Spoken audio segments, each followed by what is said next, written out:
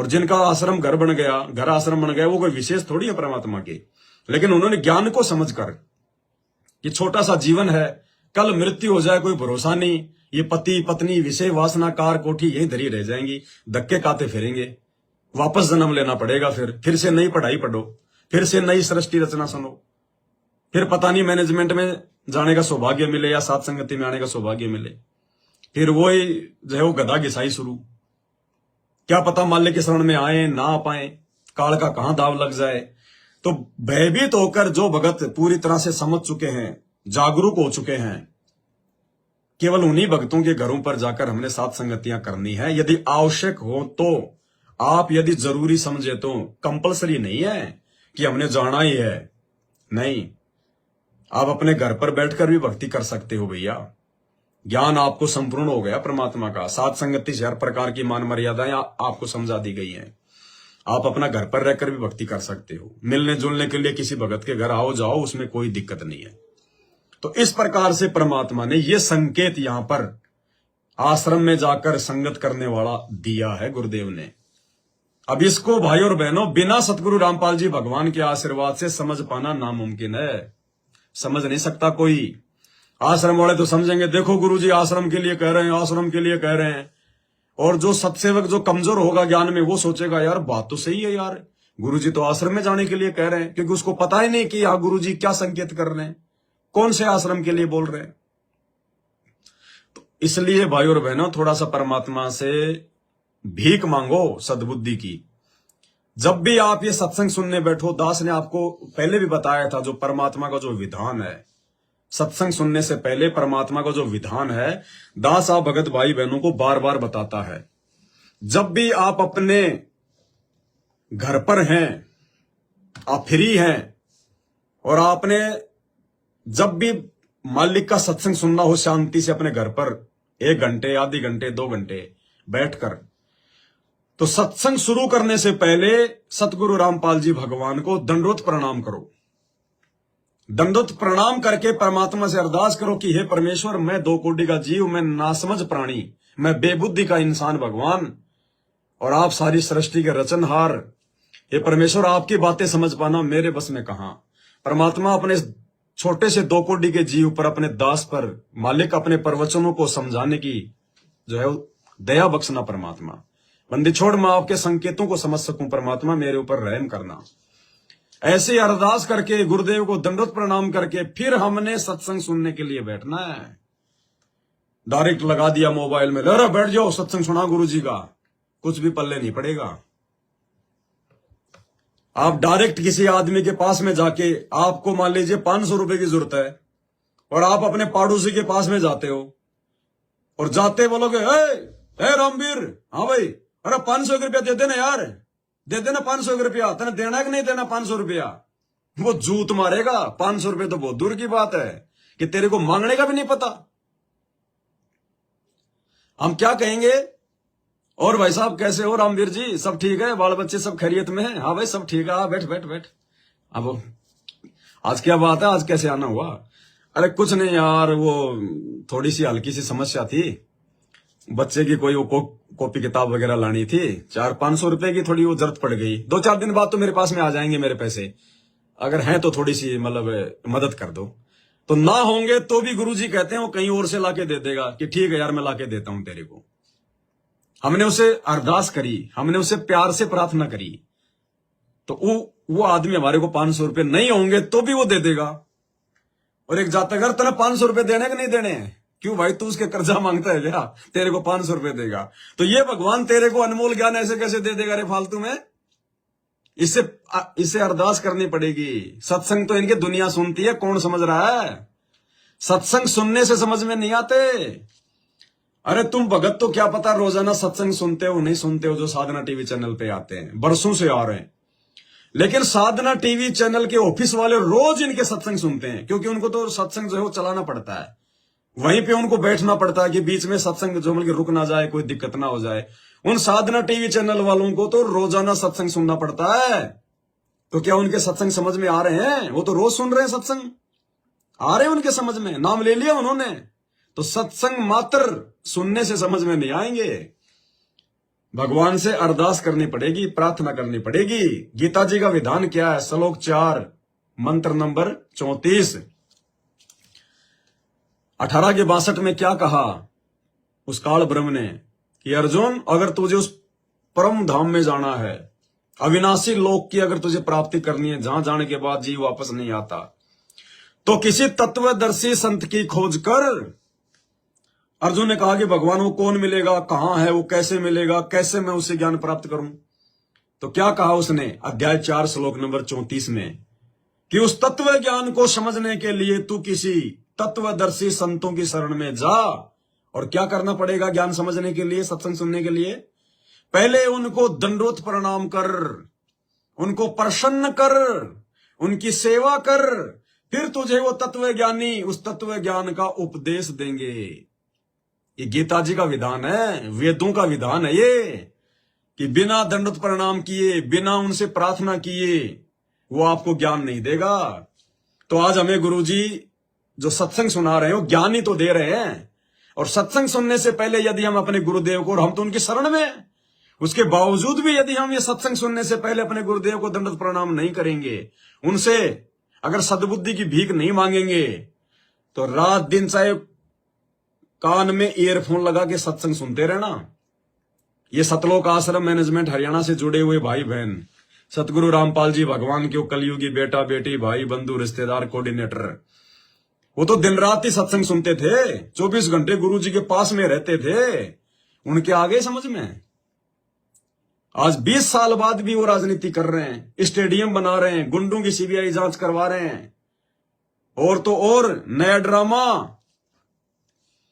भाई और बहनों, इनके ही इन ड्रामों को देखकर और हम भाई बहनों को, साथ संगत वालों को ये दृढ़ता आती है कि भगवान, हे सतगुरु रामपाल जी परमात्मा, ये बंदी छोड़ हमारा सौभाग्य की परमात्मा, हम आपके रिश्तेदारों के यहां पे जमल की पैदा नहीं हुए।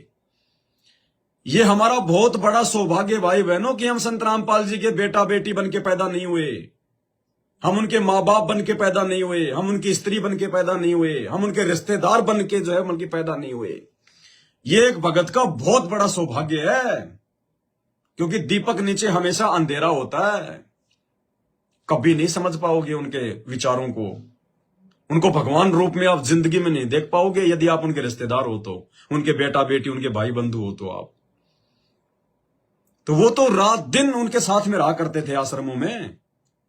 हम तो खाली महीने में 2 बार ही सत्संग सुनने जाया करते थे। उनका परिवार, उनके रिश्तेदार तो वहीं आश्रमों में जो है मतलब अजगर की तरह लोट पलेटा मारते रहते थे भक्तों के दान धर्म के ऊपर। उनको तो गुरुजी एक्स्ट्रा भी ज्ञान दिया करते थे और भी बातें बताया करते थे। उनके आज तक समझ में नहीं आ रहे ये सत्संग, और आज भी क्या कर रहे हैं वो। अभी एक लेटेस्ट वीडियो आया है मेरे पास में, सतलोक आश्रम धनाना में जब भक्तों को बुलाया जाता है तो विशेष सेवा के नाम पर आजकल इन्होंने क्या काम करना शुरू कर दिया, अपने आश्रमों को चलाने के लिए, गांव वालों को खुश करने के लिए, चापलूसी करने के लिए, ताकि हमारे आश्रम में कोई दिक्कत ना हो, कोई ऑब्जेक्शन ना हो, कोई रोड़ा ना अटकाए, दान धर्म यूं ही आता रहे, ज्योति पाठ का पैसा आता रहे। इन्होंने वो काम शुरू करने जो है वो कर दिए जो गधे करता है, जो गधे का काम है। भक्तों का काम नहीं, वो गधे का काम है। क्या काम करना शुरू कर दिया। ये सत्संग है, सत्संग जो है वो चल रहा है बैकग्राउंड में। भगत भाई बहनों को जो है सड़क रिपेयरिंग के काम में लगा रखा है। क्या लिखा हुआ इसमें, गांव रिढाणा से लेकर लाखन माजरा तक सड़क को रिपेयर किया गया सतलोक आश्रम धनाना की तरफ से। है? अब गुरुजी कह रहे हैं ना उस सत्संग में कि आश्रमों में जाकर संगत करो, दृढ़ता मिलेगी। और उन आश्रमों में जब कोई जाएगा तो क्या खाक दृढ़ता मिलेगी? वहां पे आपको जो है कि मजदूर बनाया जाएगा, गधा बनाया जाएगा, आपसे रोडों के खड्डे भरवाए जाएंगे। भक्तों को रोड रिपेयरिंग करवाई जा रही है, ट्रैक्टर ट्रॉली में मिट्टी भर भर के, डामर भर भर के उसको गर्म जो है वो कर करके रोडों के खड्डे भरवाए जा रहे हैं भगतों से। अरे फिर ये सरकार को वोट क्यों दे रहे हो तुम मूर्खो? एक तरफ तो तुम बीजेपी को वोट दे रहे हो, तुम सरकार को वोट दे रहे हो, तो सरकार को क्यों वोट दे रहे हो भाई? अरे सरकार हमारे से टैक्स ले रही है, ये रोडों के खड्डे भरने के लिए तो लेती है, सड़क बनाने के लिए तो लेती है, सड़क बिजली पानी के लिए तो सरकार जो है बल्कि चुनी जाती है, राजा बनाया जाता है, मंत्री बनाया जाता है। क्यों वोट दे रहे हो फिर तुम, जब तुमने ही ये गधा घिसाई करनी है? तो देखो रोड रिपेयरिंग का काम कर रहे हैं भगत। सतलोक आश्रम धनाना की तरफ से गांव रिडाना से लेकर लाखन माजरा तक ये काम बच गया था बस भक्तों की दुर्गति करवाने के लिए, भक्तों की ऐसी तैसी करवाने के लिए। यार आश्रम में ज्ञान प्राप्ति के लिए जाते हैं, आश्रम में भगत भाई बहनों की सेवा के लिए जाते हैं, जगत वालों की सेवा के लिए नहीं जाते। रोड पे खड्डे भरने का काम नहीं होता है। तुम्हारे गुरु संत रामपाल जी ने 30 साल हो गई, कभी बरवाड़ा से लेकर और जहां पे हमारा आश्रम था, कभी परमात्मा ने कोई बल्कि झाड़ू भी लगवाई है क्या? कभी कोई रिपेयरिंग जो है वो करवाई है क्या? टूटी फूटी सड़कें तो बरवाड़ा में भी थी। क्या गुरुजी ने कभी चापलूसी की क्या? अपने भक्तों से कभी रोड रिपेयरिंग करवाई क्या? कभी खड्डे भरवाए क्या? ये मजदूरी जो है बल्कि करवाई क्या? देख लो क्या हो रहा है। चल देखो देश हमारा रे, जा कोट बदम उजियारा रे। चल देखो देश हमारा रे, जा ओ सत शब्द जनकारा रे। चल देखो देश हमारा रे, जा उजल भंवर गुंजारा रे। चल देखो देश हमारा रे, जा चौर सुहांगम डारा रे। चल देखो देश हमारा रे, जा चंद्र सूरज ना तारा रे। चल देखो देश हमारा रे, जा चंद्र सूरज नहीं तारा रे। चल देखो देश हमारा रे, नहीं धर अंबर गए नारा रे। चल देखो देश हमारा रे, जा अनंत फूल गुलजारा रे। चल जो काल के साथ जो एग्रीमेंट हुआ था ना परमात्मा का, काल ने कहा था कि जाओ जोग जीत संसारा, जीवन मान कहा तुम्हारा, कि तेरे भक्तों की ऐसी दुर्गति कर दूंगा, इन जीवों की ऐसी बुद्धि भ्रष्ट कर दूंगा, तेरी एक बात नहीं मानेंगे, मैं इनको गधा बना के छोड़ दूंगा, इनको दुनिया का जमल की मजदूर बना के छोड़ दूंगा। तू बुलाएगा आश्रम में सत्संग के लिए और मैं इनसे रोडों की रिपेयरिंग कराऊंगा, मैं इनसे राजनेताओं के जमल की तलवे साफ करवाऊंगा। तो ये भाई साहब ये धंधा हो रहा है, धंधा। गांव वालों को जो है खुश किया जा रहा है। गांव वाले सोचेंगे अरे तो बहुत अच्छे भगत भाई, राम रहीम की तरह। राम रहीम अपने भक्तों को भेज के बसों में पूरे शहर की साफ सफाई करवाया करता था, और भैया तो बाबा रामपाल के भगत भी रोड साफ करने लग गए भाई, हैं? सिर्फ अपने आश्रम चलाने के लिए, ताकि कोई ऑब्जेक्शन ना करे। अरे ये चापलूसी करने के लिए जाते हो क्या आश्रमों में? दुनिया की चापलूसी करके तुम भक्ति करोगे क्या? ये काल की चापलूसी है। सरकार क्यों चुनी जाती है? सरकार को आटे की थैली से लेकर नमक की थैली तक जो ये मुल्क टैक्स दिया जाता है, वो किस बात का दिया जाता है? तुम तो सरकार को निकम्मा बना रहे हो। अरे जो काम सरकार ने करनी चाहिए जनता के टैक्स के पैसों से, वो काम यदि तुम अपने स्वार्थ के लिए कर रहे हो तो सरकार तो निकम्मी हो जाएगी। सरकार में तो हरामीपना आ जाएगा। तो ये देखो भक्तों की क्या ये दुर्गतियां करवा रहे हैं। खेल स्टेडियम इन्होंने बनवा दिए, सारे नियम तोड़वा दिए, रोड ये रिपेयरिंग जो है वो करवाने लग गए, कॉन्ट्रैक्टर बन गए, कॉन्ट्रैक्टर। सतलोक भूल गए, बाढ़ में जाए सतलोक। परमात्मा एक कथा सुनाते हैं बार बार अपने सत्संगों में कि एक समय विष्णु भगवान विष्णु लोक से इस धरती पर घूमने के लिए आ गए।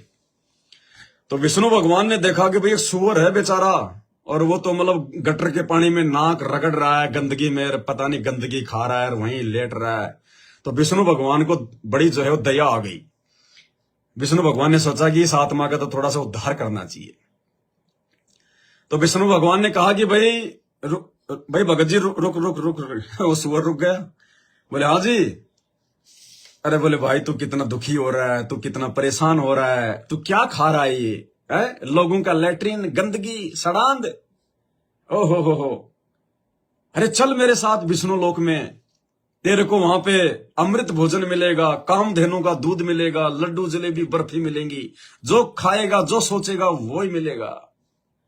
अब वो तो सुअर था, सुअर तो सुअर ही होता है। तो सुअर ने कहा कि महाराज जी और तो सब ठीक है, मुझे ये बताओ तुम्हारे विष्णु लोक में बिष्टा मिलता है क्या? बिष्टा मानी लेटरिन। बोला तुम्हारे विष्णु लोक में बिष्टा मिलता है क्या? अरे अरे अरे, बोले बिष्टा उष्टा नहीं मिलता वहां। तो बोला तेरा सतलोक तेरे को मुबारक, हम तो यही ठीक है, तू ही जा तेरे विष्णु लोक में। तो भाई और बहनों, इन भक्तों को, सतलोक आश्रम वालों को तो भगवान आके समझा रहा है, साक्षात असली विष्णु, कि चल देखो देश हमारा रे। सतलोक की महिमा गा रहा है, वहां के जुमल के सुख बता रहा है, निष्कर्म मिलेगा, बिना किए मिलेगा। और ये नालायक इतना सब कुछ सुनने के बाद, इतना ज्ञान लेने के बाद भी राजनेताओं के तलवे चाट रहे हैं, जगत वालों को खुश कर रहे हैं अपने धंधे के लिए, आश्रम चलाने के लिए। भक्तों को बेचारों को जो है मतलब कि मजदूर बना दिया इन्होंने, रोडे ठीक करवा रहे हैं। अरे भक्तों के काम है क्या रोडे ठीक करने का? ये रोड ठीक करने वाले फिर क्या करेंगे? वो सरकार क्या करेगी फिर? क्यों टैक्स दे रहे हो तुम सरकार को? क्यों तुम जो कि सरकार चुन रहे हो? फिर सरकार को अपना जवाई बनाने के लिए चुन रहे हो क्या तुम, या फिर रोड बिजली पानी के लिए चुन रहे हो? तो ऐसे काल भगतों की दुर्गति करता है, ऐसे। और इसीलिए भाई और बहनों, ये सारे इनके कुकर्म देखकर जो इन्होंने किए हैं गुरुजी की पीठ पीछे, जितने भी कुकर्म इन सतलोक आश्रम वालों ने किए हैं, सतगुरु रामपाल जी भगवान के जेल जाने के बाद जगह जगह अपने धार्मिक धंधे के लिए आश्रम खोल दिए। ज्योति पाठ के अलावा वहां पे कोई सत्संग नहीं होता। बैडमिंटन का स्टेडियम बना दिया गांव धनाना में। आनंद पाल सिंह जैसे गुंडों की सीबीआई जांच के समर्थन में भक्तों खड़ा कर दिया। 5-5 लाख रुपया राजपूत सेना को, करणी सेना को जो है वो चंदे में दे दिया। जाट आरक्षण में भक्तों को बैठा दिया लाखों की संख्या में, जयकारे लगवा दिए वहां पे, जाट आरक्षण समिति जिंदाबाद। 11-11 लाख रुपए यशपाल मलिक को दे दिए जाट आरक्षण समिति को, हुक्का पीने के लिए, शराब पीने के लिए, राजनीति में लगाने के लिए। जगह जगह भक्तों का रक्तदान, दे दान के नाम पे खून निकाल कर बेच रहे हैं। और भी ना जाने कितने कुकर्म इन्होंने करवा दिए। ये रोडे बनवाना और शुरू कर दिया। ये सारे कुकर्म देखकर और इसी 36 नंबर की विशेष ऑडियो में परमात्मा ने दुखी होकर क्या कहा है? भाई परमात्मा के शब्दों को पकड़ो, मालिक के मन की व्यथा को समझो। तुम्हारे गुरु को क्या कहना पड़ रहा है तुम्हारे इन कुकर्मों को देखकर? क्योंकि आप और हम तो इन वीडियो के माध्यम से देख रहे हैं कि ये लोग इन आश्रमों में क्या कर रहे हैं, भगत क्या कर रहे हैं। तुम्हारा गुरु तो अंतर्यामी है, उसको तो पल पल की खबर है कि बाहर कौन क्या कर रहा है। उसके बाद तुम्हारा गुरु आज जो है वो दुखी होकर और क्या कह रहा है इसी 36 नंबर की विशेष ऑडियो में कि पुण्यात्माओं, इस दास के मकसद को समझो।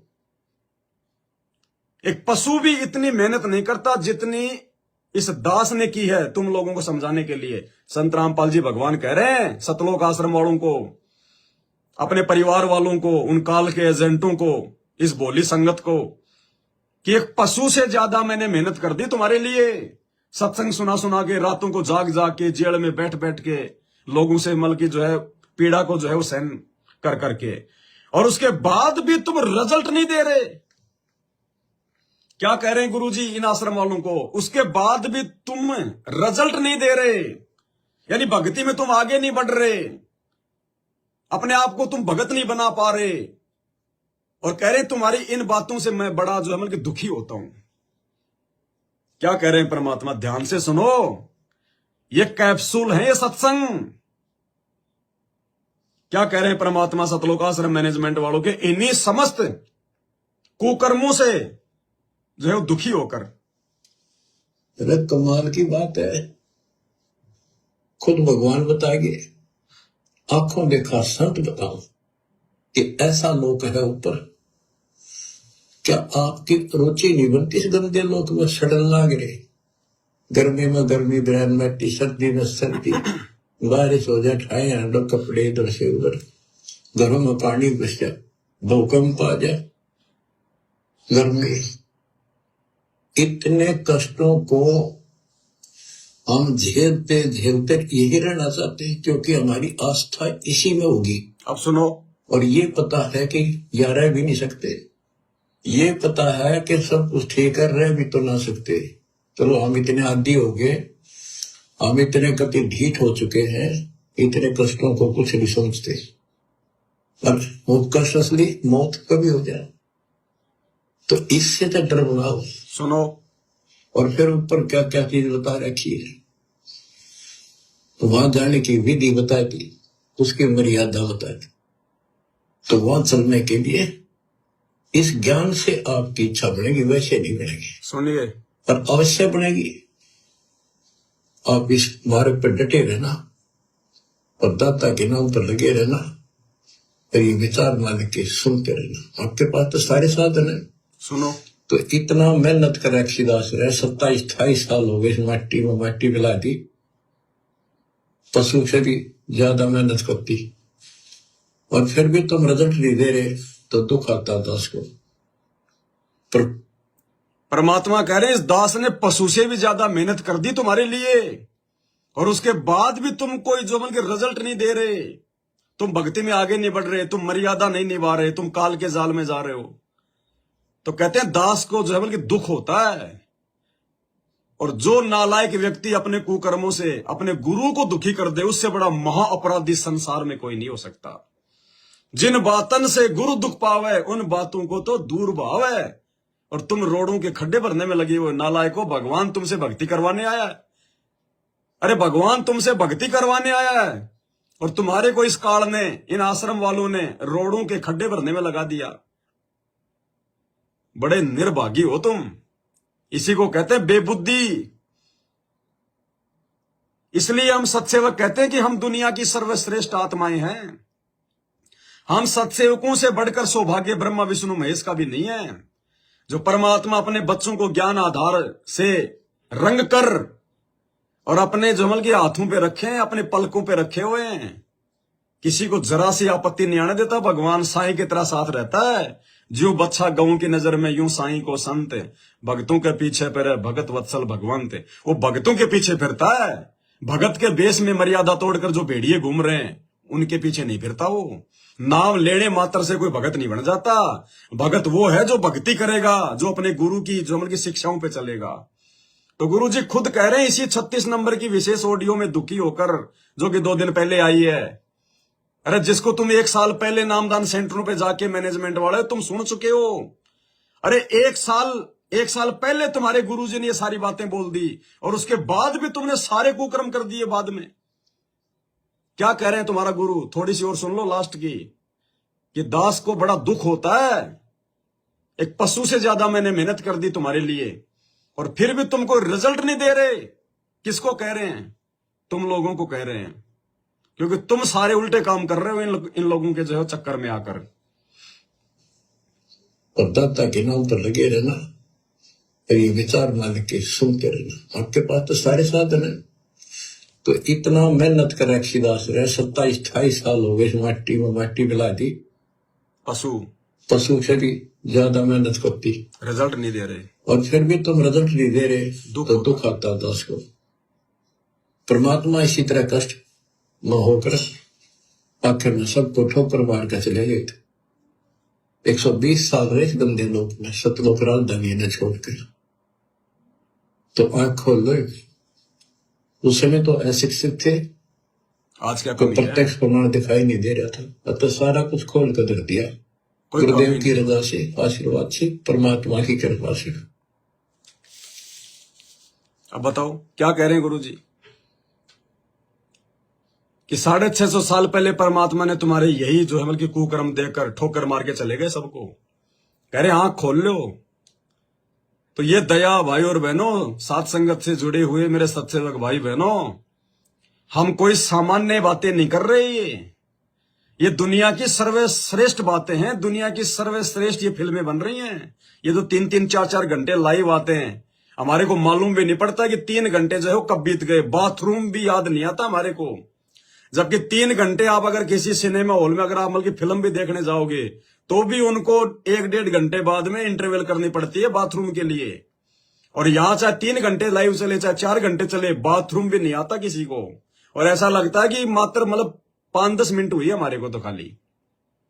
क्योंकि ये आत्मा की खुराक है, ये सात संगतियां सतगुरु रामपाल जी भगवान के ज्ञान आधार से, ये सतगुरु के प्रवचन आपको सुनाए जा रहे हैं, सतगुरु के ज्ञान का निष्कर्ष आपको बताया जा रहा है, ये आत्मा की खुराक है।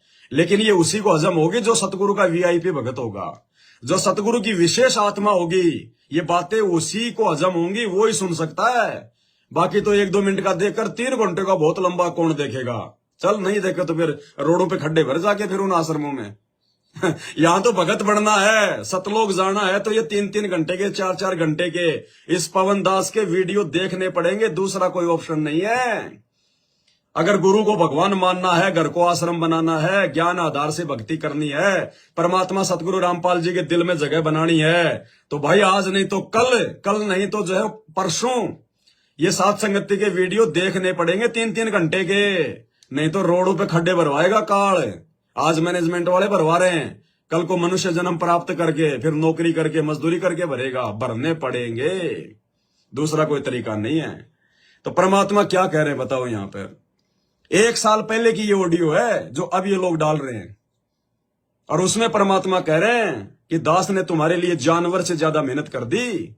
मतलब आपके गुरु को ये वचन बोलने पड़ रहे हैं। धिक्कार है उन आत्माओं को, डूब के मर जाना चाहिए उनको कि तुम्हारा गुरु तुम्हारी हरकतों से मतलब जो है दुखी होके बातें बोल रहा है।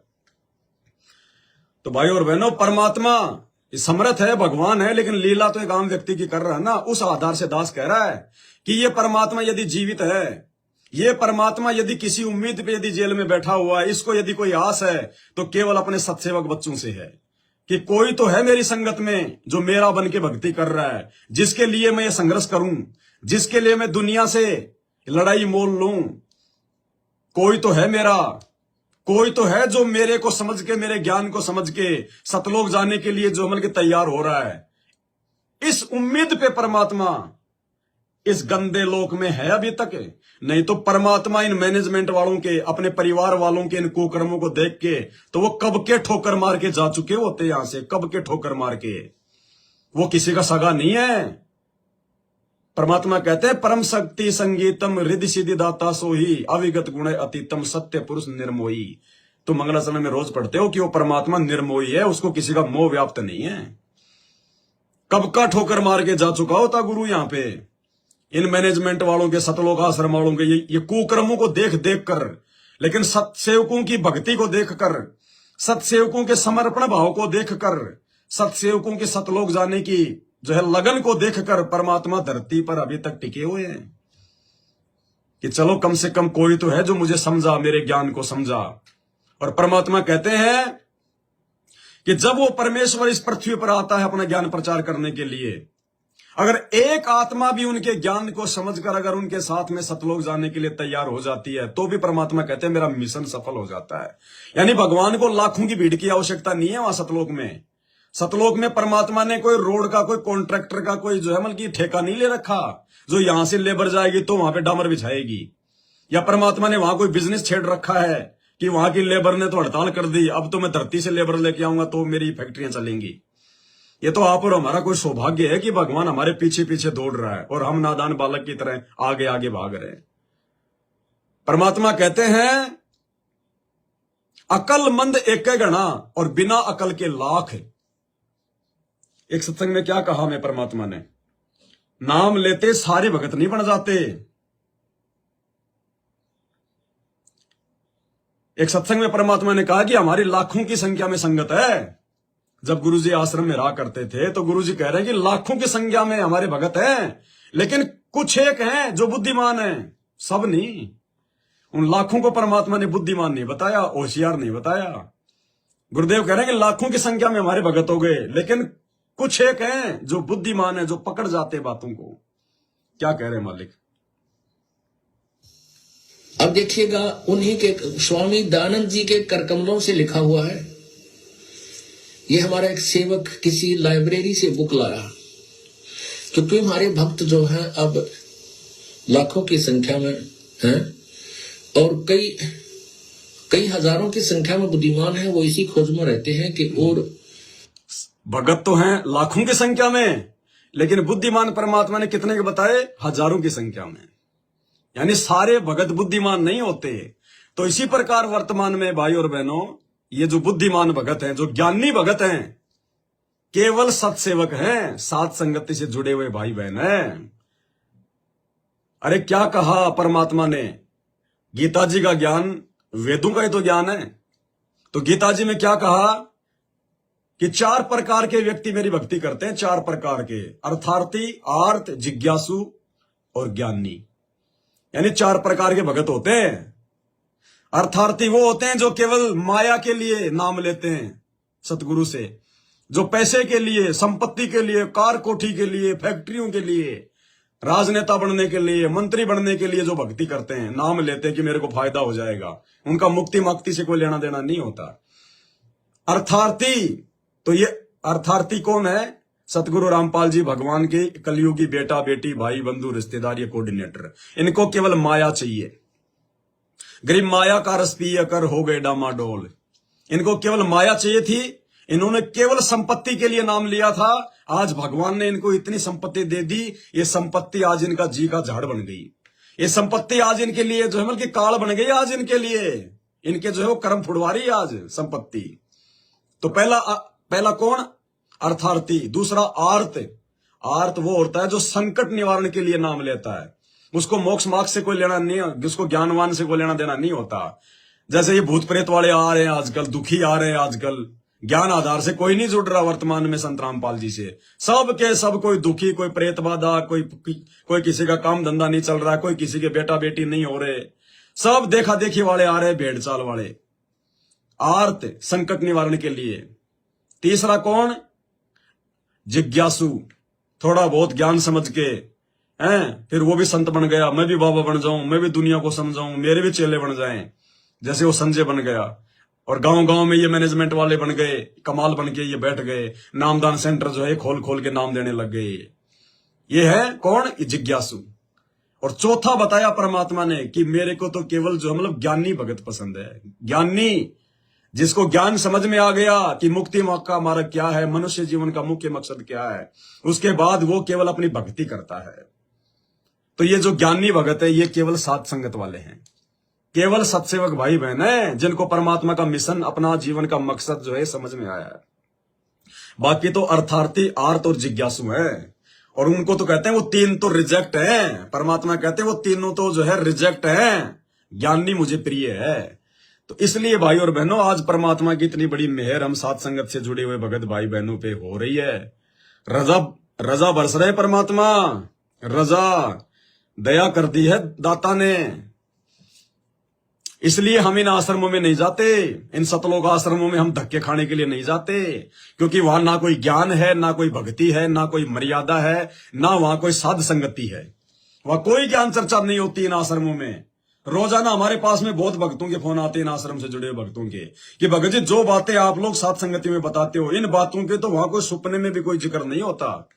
और कोई अगर किसी से पूछ भी लेता है तो कहते हैं ज्यादा ज्ञानवान की बात मत कर, जो परमात्मा ने दे रखी सेवा बस अपनी सेवा करो, मजदूरी करो। कोई ज्ञान की चर्चा नहीं वहां पे।